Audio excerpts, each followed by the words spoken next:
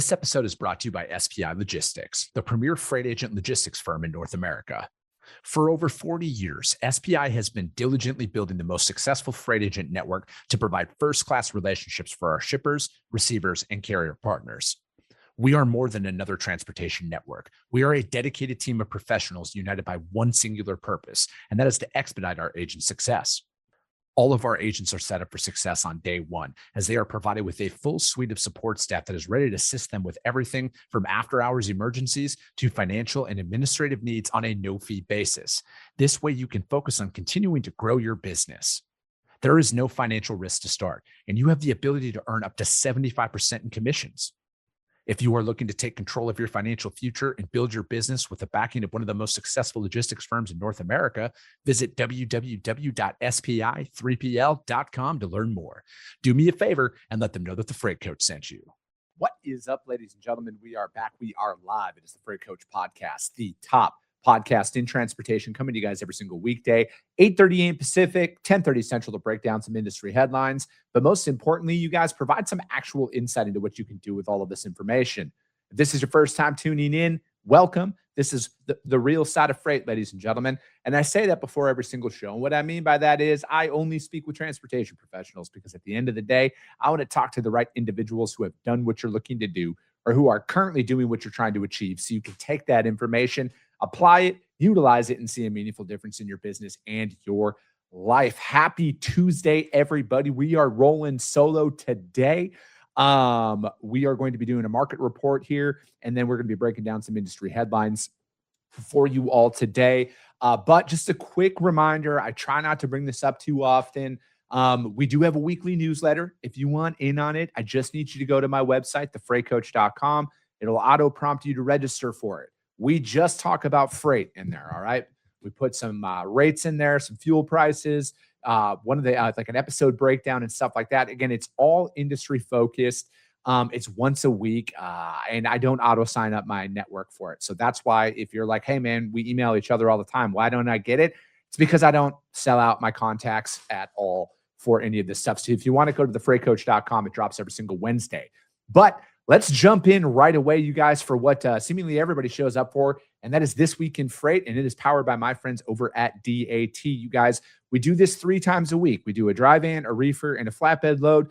But it's 100% viewer submitted. So if you want a lane broken down on the show, email my team, podcast@thefreightcoach.com, and I will help you read it. This is something that I have done over the entirety of my career, and it's what I currently do out there. So today's lane is Charlotte, North Carolina to Chicago, Illinois for a dry van. Last week when we were doing, or a couple weeks ago when we were doing Los Angeles to Seattle, and I said I'd move that lane probably more than any lane out there.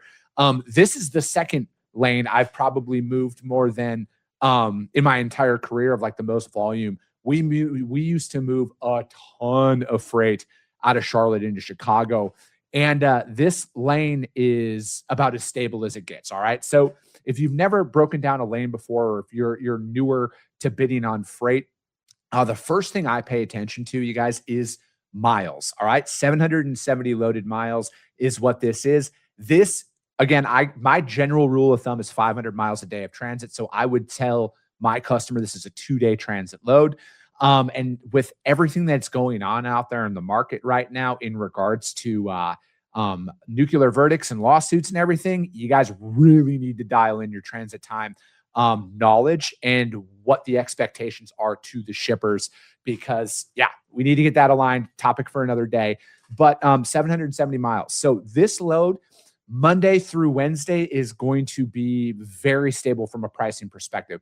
Heck, it's probably going to be that way on if it's a Thursday to Monday or a Friday to Monday, because the Chicago market is just always, people are always looking to get back into that. So from a capacity standpoint, probably not going to ever change at all. From a pricing standpoint, the only day I would say that you could probably see a higher rate than normal is going to be that Thursday to Monday if somebody has to hold it.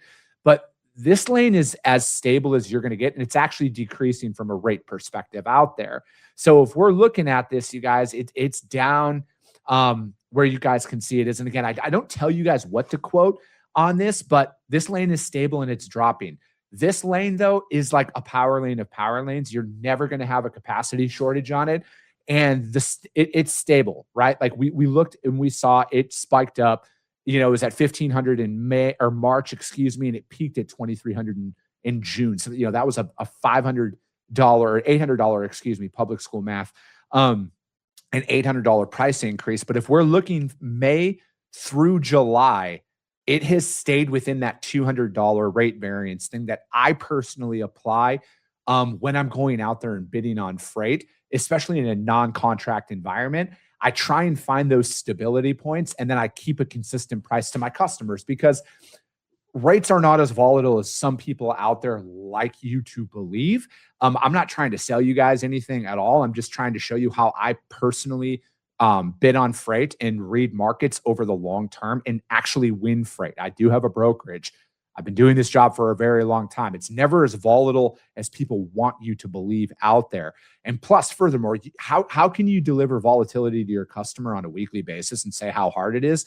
And especially when there's other providers that are probably in that customer's network who are not operating that way at all, right? So it's like, again, we found that $200 rate variance. I see it. This lane is stable. It's going to remain stable. I've moved this lane a lot over my career. And it's from a capacity standpoint, you're never going to have a shortage of capacity. Yeah, you might pay a little bit more on a Thursday to a Monday or even a Friday to a Monday. But if you're in a contracted environment, you're going to be good. If you're in that spot market environment on this lane, find those stability markers for your customer and stay there and lock in on that. But that is This Week in Freight, powered by my friends over at DAT. You guys, again, this is 100% viewer submitted. Today was a dry van. We're going to be doing refrigerated tomorrow, and then we'll probably do flatbed on Friday. And again, you guys, if you want in on it, email my team, podcast@thefreightcoach.com, and we will break things down. But with that being said, you guys, let's jump in to some articles here today. Again, yesterday's conversation is going to tie in to this.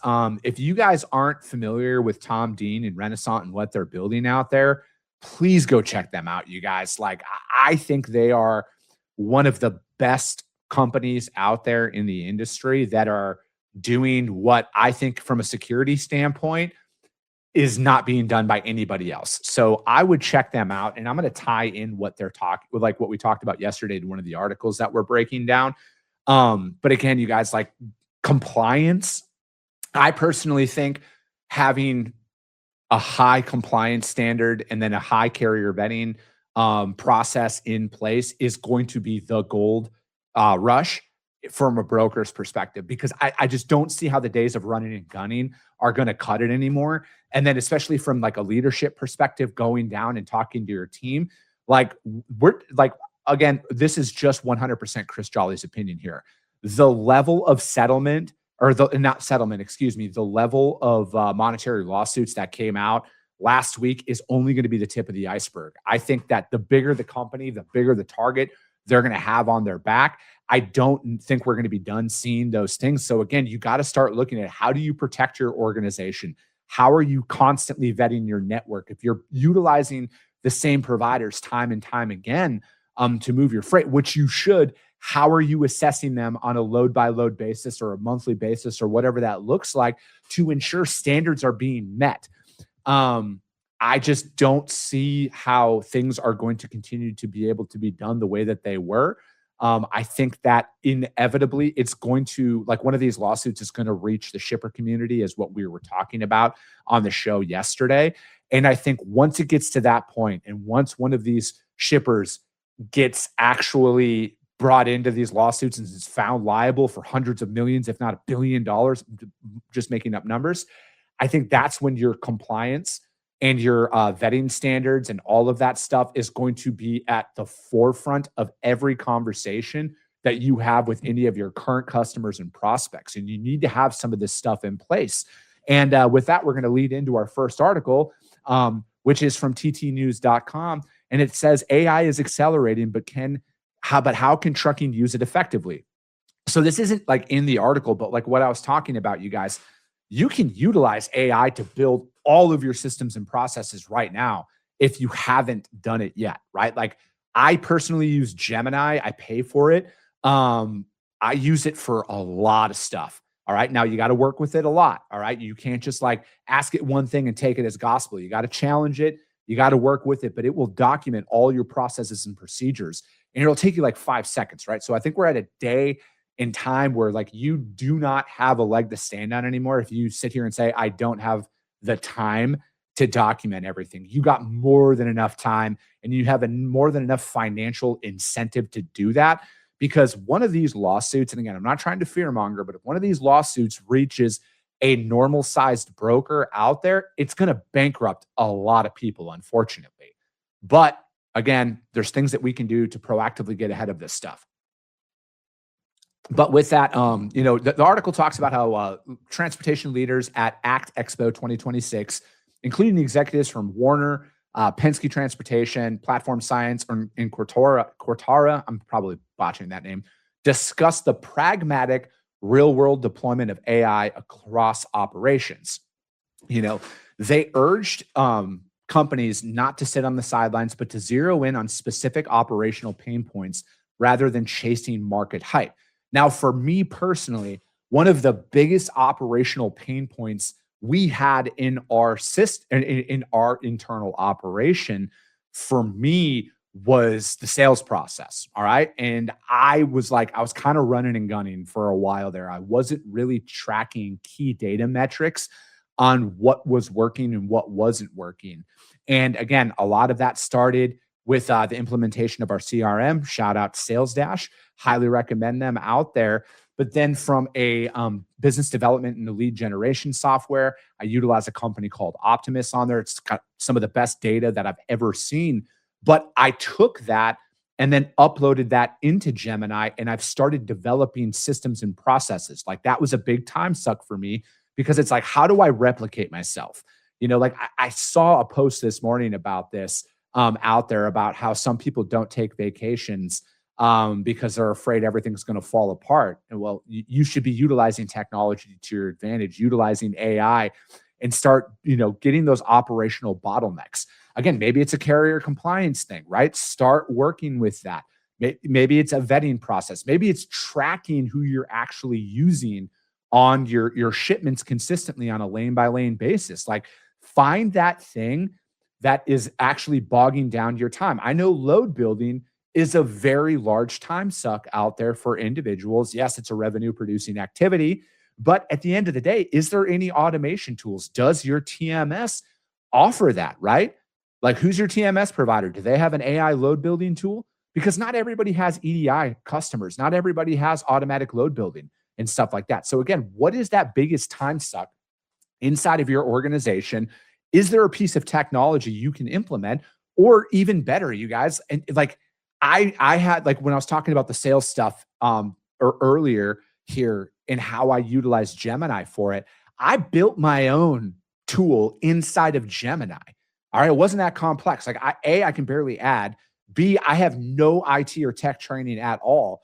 But I utilized it enough and I had a very specific criteria that I wanted it to follow on every single time I had talked to it. And then, it took me a couple of months, but now it's amazing what data and information it spits out every single time I research one of my my leads or one of my current customers about what's going on. So again, find that pain point and then see if there's technology for it. And if it's not, start playing around with AI, start playing around with that stuff to see, is it something you can build on your own and then implement it into your operation? Again, how do we do more with less? It's one of those things that I've talked about on this show also. I'm going to build $100 million freight brokerage with 10 people. I'm doing that because there's enough automation out there today in today's terms to make that possible. There is a 10,000% chance that it is going to exist in the next 24 months with the rapid advancements and adoption and like all of that stuff of technologies out there. So again, they were talking about inside of this panel, they were talking about the applications of it and what Warner has done. And they deployed AI communication tools, automating thousands of phone calls per week for appointment scheduling, optimizing dock utilization and driver time. So again, there's tools out there for your disposal right now that automates the appointment setting process. So say you're working with a large RFP grocery customer who goes into all the major distribution centers out there, Kroger's, Walmart, Sam's Club, Costco's, and they have an online scheduling portal or whatever that looks like. There's tools out there now where you can go in and have it automatically schedule all of your appointments for you. And for a company of Warner's size, that probably was a massive, massive time commitment every single week to do that. So again, having something like that working for you in the background. And again, like if you look at it, and if you've ever done any EDI style shipments out there, where some of these tenders come through at like 3 a.m. sometimes, right? And you got like 30 minutes to respond. So it's like you have something that goes in there, accepts the tenders, builds the load for you, and then you're appointing the shipment before you're even awake in the morning, right? So it's like, look at that and look at from a productivity standpoint. How much more work can you actually get done in a day?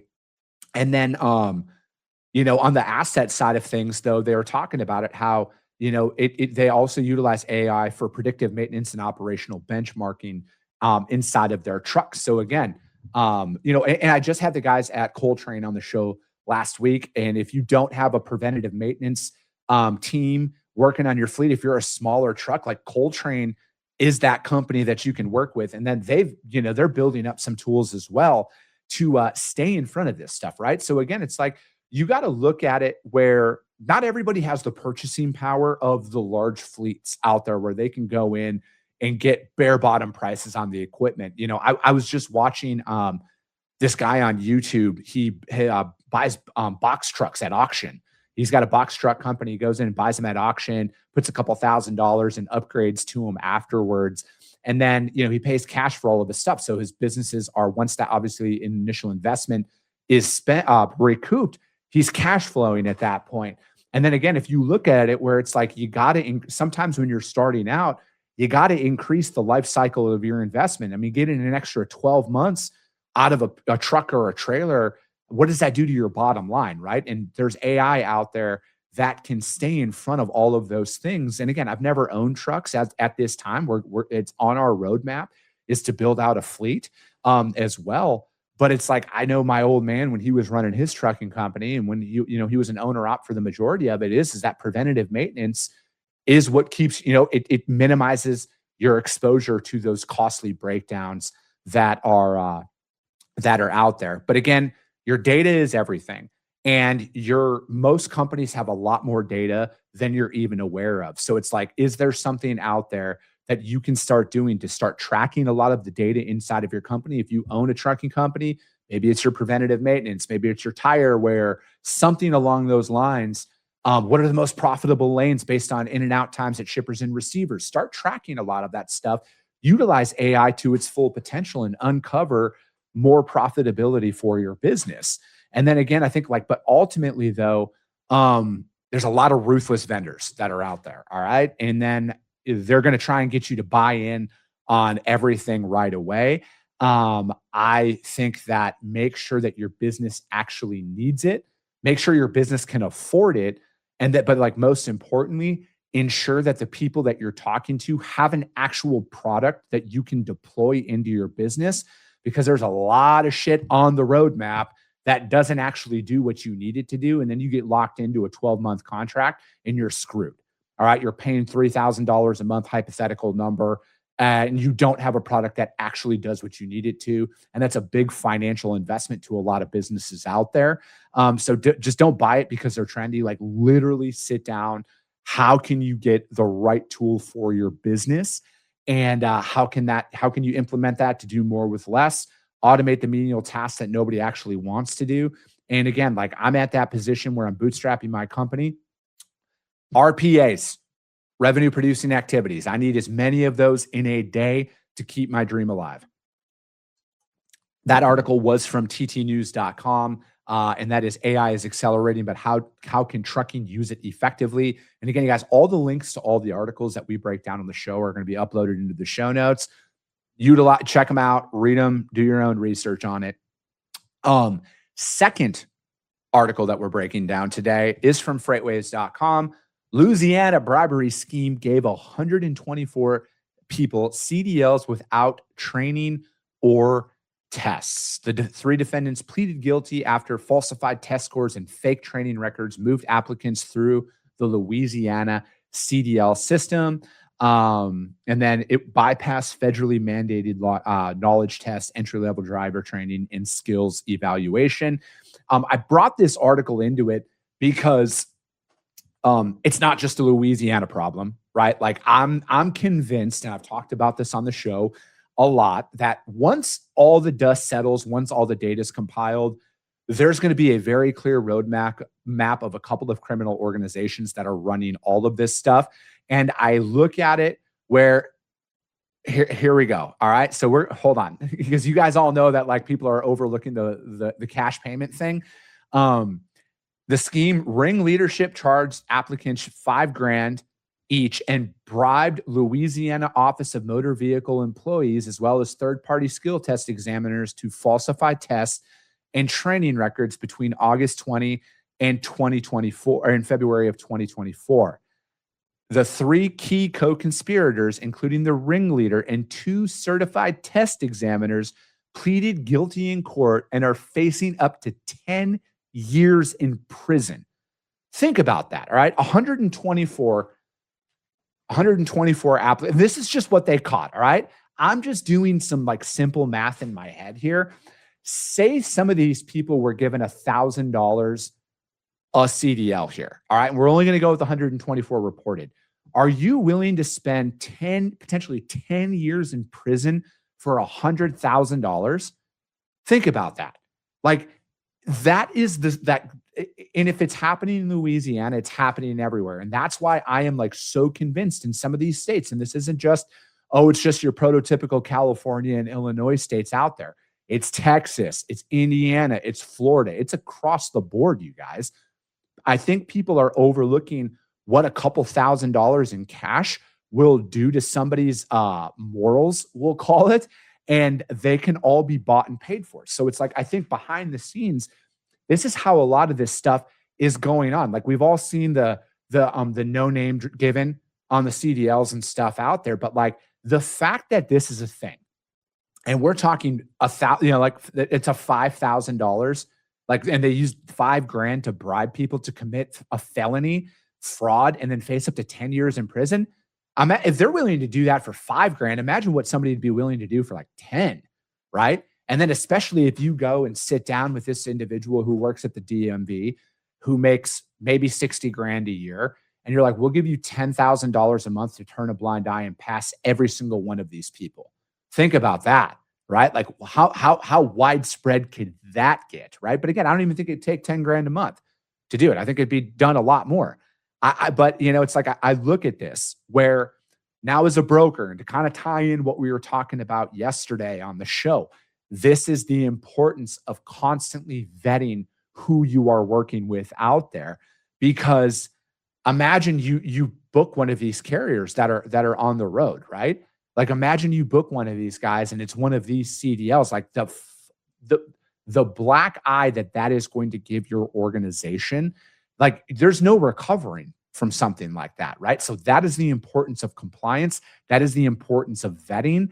And you got like, I just look at it where the feds, the FMCSA, DOT have essentially wiped their hands of any and all involvement of this. They're like, yeah, we're the ones who allow them to operate, but it's on you guys. Like it's not our fault.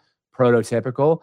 But it's like, we got to look at this now where you got to look at your entire vetting procedures to expose any potential gaps that are out there. Like it's unfortunately only a matter of time now, because who knows how widespread all of this stuff is. All right. This is just 124 of them. There could be tens of thousands, if not hundreds of thousands of drivers on the road right now who don't actually have CDLs. And it's on us to identify that, you guys, and protect our business, but also protect our customers' operations to not get that big verdict out there and get one of our customers put in. Because again, you guys, it's a death sentence to most businesses out there. You know, like the data, you guys, like there's an alarmingly high amount of businesses that are 30 days from going out of business every single month. And they are not just, that's not just small businesses. There are medium and large businesses that due to cash flow constraints could literally go bankrupt every 30 days. Like you can do all the research you want on this because it's very well publicized. So again, it's like, this is where we're at with a lot of this stuff, that unless you got a lot of cash to pay out a settlement here, you guys, like most people's companies are probably only insured up to $1 million for lawsuits like this. A $5 million judgment, $10 million judgment against your company, which pales in comparison to the 600 some million that was thrown at CH. Like that bankrupts 99% of businesses out that are on the road or that are operating currently across every single industry. So take this very, very, very seriously on who you are working with and how are you vetting them from a compliance standpoint and from a risk management standpoint as well. That article, freightwaves.com, Louisiana bribery scheme gave 124 people CDLs out there. People are literally spending potentially up to 10 years in prison for a couple $1,000s. Wild, wild times. Third and final, we are breaking down Schneider. This is from TT News. Schneider expects supply reduction momentum through 2026. Schneider National posted a strong Q2 financial results, reporting 10% year-over-year revenue increase to $1.57 billion and a net income of $49.7 million, up from $36 million in Q2 of 2025. President Jim Filter noted that aggressive DOT enforcement crackdowns targeting non-domiciled CDLs, EDL, or ELD tampering, and English language proficiency have accelerated the exit of irrational capacity faster than anticipated. Again, like I've said on this show often, actually enforcing the law and having massive repercussions for breaking the law out there should, in theory, deter people from wanting to commit said crime. Just my opinion on it. And it does go on to say in this article, spot rates are now exceeding contracted rates at levels historically preceding significant contract rate increases. Turndowns or tender rejections remain elevated, and truck utilization has meaningfully improved, signaling early stages of a broader rate recovery. So for those of you out there who are in a contracted environment, it's probably been pretty rough for you, especially if your customers didn't allow a rebid at all. And then you reject these tenders over a long enough amount of time, and then you're kicked out of the network and stuff like that. But, it is, and then it also talks about, as illegal or non-compliant capacity exits, the market is transitioning into a driver-constrained environment, putting upward pressure on recruiting, retention, and capacity costs that I had mentioned in this article there.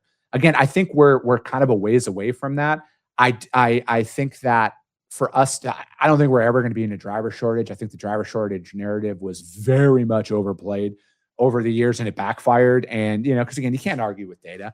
But, I look at that the crackdowns from the from immigration enforcement, non-domiciled CDLs, like, again, I will always give credit where credit is due. It's been a very welcome sight to remove all of the unethical and illegal operations off the road, because I've mentioned this on this show so many times. I talked about it yesterday with Tom as well. How many good businesses went bankrupt because this has been allowed to happen, right? I think we are at a 100% time of our repercussions for our inactions over the years. And unfortunately, it put a lot of good business owners out of business. And hopefully this will help encourage the right operators to come in and start running their own company. But, spot rates are up out there. And again, most people will reject contracts to take advantage of the spot rates that are out there. But, again, I think like if you can find that sweet spot where, again, I'm not going to tell anybody what to quote or how to quote on it, but there is a sweet spot where it's like you can operate below your competition, still make a really good margin, and outperform them. All right. It's literally what we do. It's the direct feedback we get from our customers all the time out there. But again, it's like, you got to look at that. And this is another one of those compliance things, you guys. You got to be there. There's so much access to information right now that your pricing strategy and all of this stuff, you should not be in a reactive environment. You should be as proactive as humanly possible out there. But, again, that article was from ttnews.com. Schneider expects a supply reduction momentum through 2026. Again, I think we're probably going to see more people go out of business. Just because rates are up doesn't mean profitability is up. Cost to operate increases along with that as well. So again, it's going to be interesting to see, but again, that doesn't change the fundamentals of this industry. You got to be able to execute, you got to be able to communicate, and you got to go out there and find that sweet spot with your customers. But that is going to be it for today, ladies and gentlemen. As always, if you got value in what you heard and you're not subscribed, subscribe to the show, you guys. And if you're feeling ambitious, rank that show on iTunes and Spotify, because if you see value, your network's going to see it as well. I appreciate you guys. I love you guys, and we'll be talking to you soon. Came back with a bang, window down, yelling out money, anything. Hey, ooh, got the foot on the gas, pedal to the metal when I'm getting to the bag. Hey, got the foot on the gas, pedal to the metal when the lane moves.